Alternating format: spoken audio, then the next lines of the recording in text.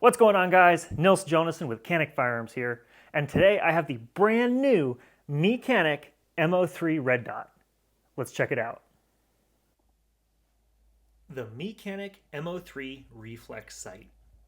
This will be a basic rundown of the dimensions, battery life, waterproof rating, footprint, and cost of this new optic from MeCanik.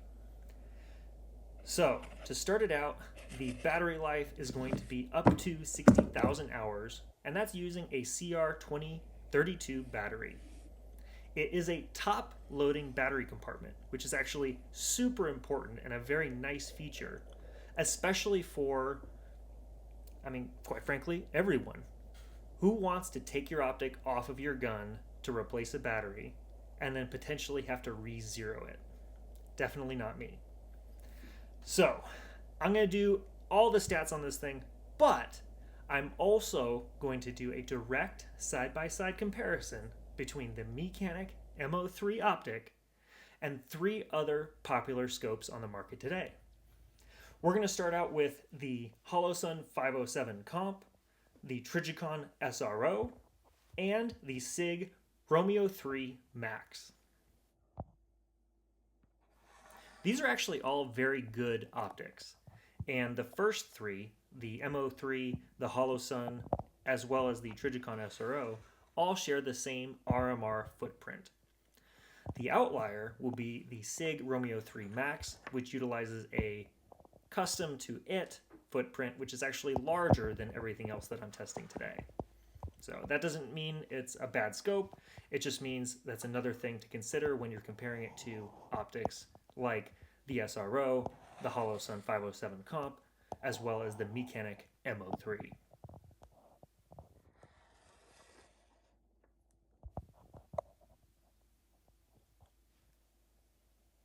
Now, let's start with the similarities that these optics share.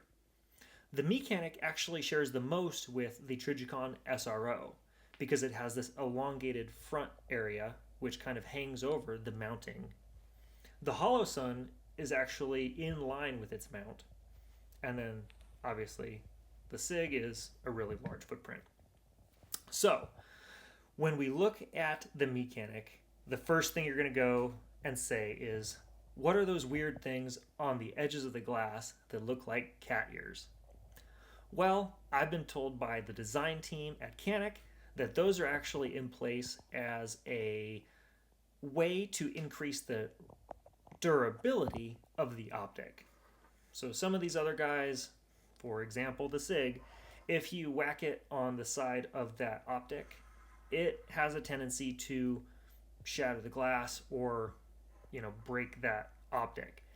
While I don't recommend doing that to any of these, the intent for those, and I quote, cat ears, is to increase the durability of the actual optic. When we look at the front, they all have a slight hue to them. That's going to be a lens coating to prevent or at least reduce as much as possible the lens flare or any kind of environmental issue that you might have looking into the sun or in weird lighting conditions. Right here, you'll see the difference in the actual red dot appearance indoors. And what I have set up here on all 4 optics is the illumination set to 1 click under maximum intensity. So 1 click higher, on most of these indoors you'll get kind of a lens flare or a dot flare just because it's too bright for the ambient light. What I will do later on is do a comparison outside and give you not only 1 click under max, but also maximum illumination for all 4 optics. What you see me doing here, going side to side and all around the edges of the optic, is to show you what that dot looks like at all edges of the glass. So some cheaper optics, you'll lose the dot when it gets close to the edge. With all 4 of these optics, you'll notice that dot is visible all the way to the edge of the glass. Very important when you're looking for a red dot sight. Another consideration outside of just the physical appearance of that optic is the elevation and windage adjustments. Are they tactile? Are they audible? Is there an indicator to determine where that is set? So let's check that out on the MeCanik MO3. This tool is included in the kit, and it doubles as an adjustment or a removal tool for the battery compartment, as well as the adjustments for windage and elevation. So let's start out by listening to the adjustments on the MO3.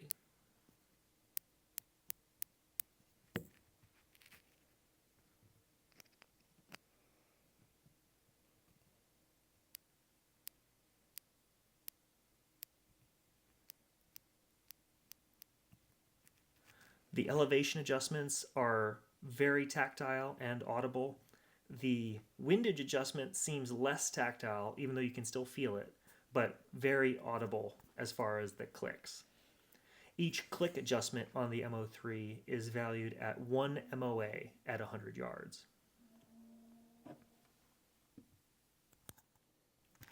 Next up, the Romeo 3 Max.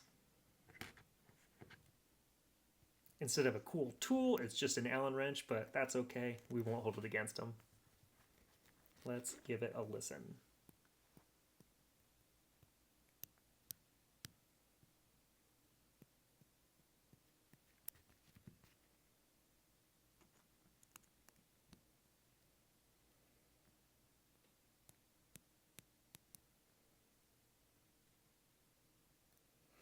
Now, for some reason, in one direction, it had a much more positive audible sound than the other direction.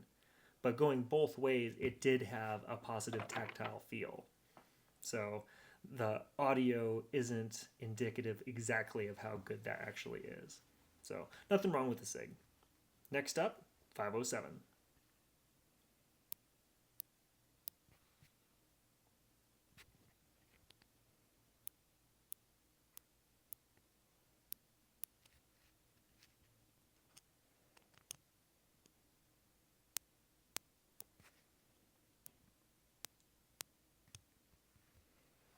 Pretty solid audible and tactile. It's a little weird with that small slot screwdriver. I actually had to modify a screwdriver I had since I couldn't find the tool that came with it. Assuming one did, I'm not exactly sure. Next up, the Trijicon SRO. Nicest thing about the Trijicon is while it does have that audible click and it's very tactile, it also has the ability to be adjusted by the case rim of a 9mm.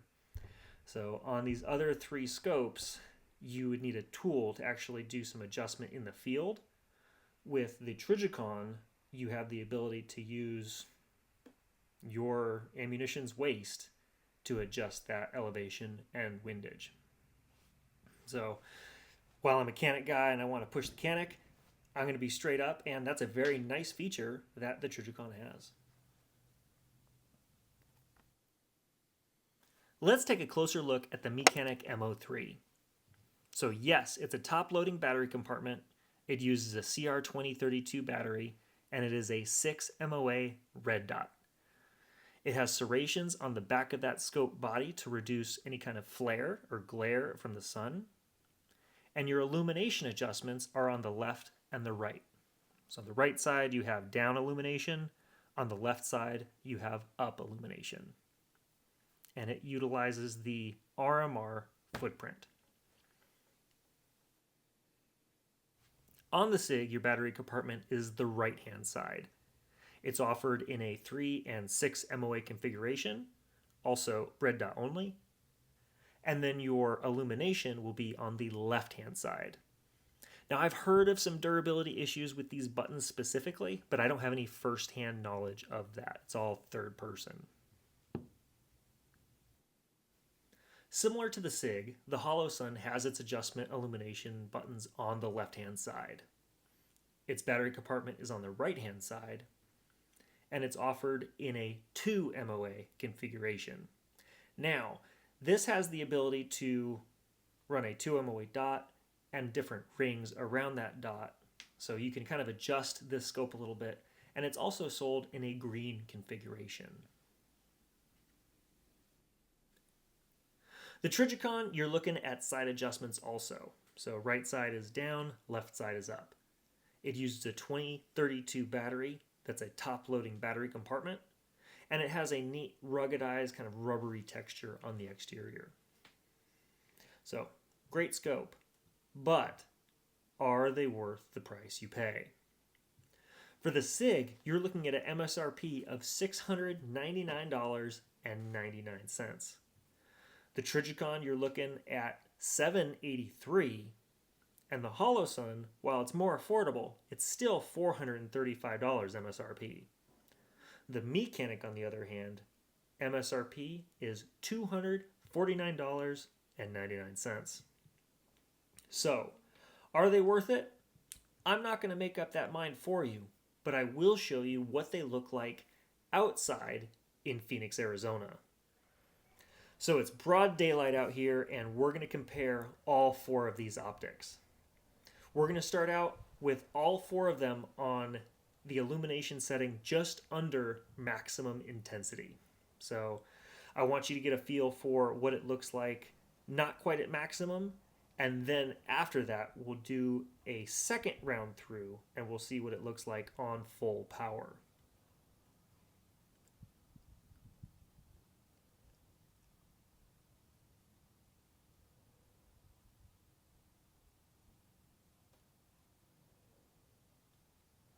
Out here, I'm also checking all of the edges to make sure that I see that dot all the way through. I expect to, since it was like that inside, but it doesn't hurt to verify. All right, so now we've got full illumination. So Sig, easy to see. The Trijicon, no problem. Holosun 507 comp, also very illuminated. MO3 looks pretty good. Definitely not the worst of the four. All right, so what do you guys think? Do you think $249 for a scope is too much? Or do you think $783 for a scope is too much? I know my answer to that question, and quite frankly, if I'm not getting the benefit of an extra $500, I don't want to pay somebody an extra $500. But that's just me. Okay, I promised you stats, so here it goes. It's a 6 MOA red dot, parallax free with unlimited eye relief. The lens is made out of glass and has a multi-coating surface on it. That's designed to reduce flare or any kind of lens reflection. It's a CR2032 battery, and the battery life is 60,000 hours at its lowest setting. So keep that in mind.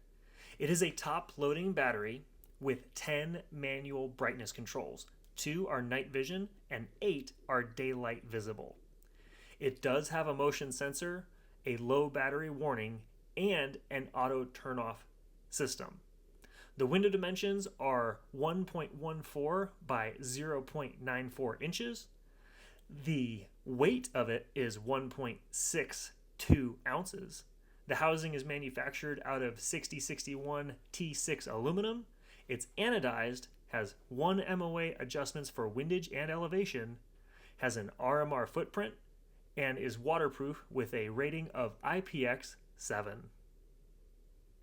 Thanks for watching, guys. My name's Nils Jonassen with MeCanik Firearms. This is the brand new MeCanik MO3 Red Dot. Have fun, stay safe, see you on the range.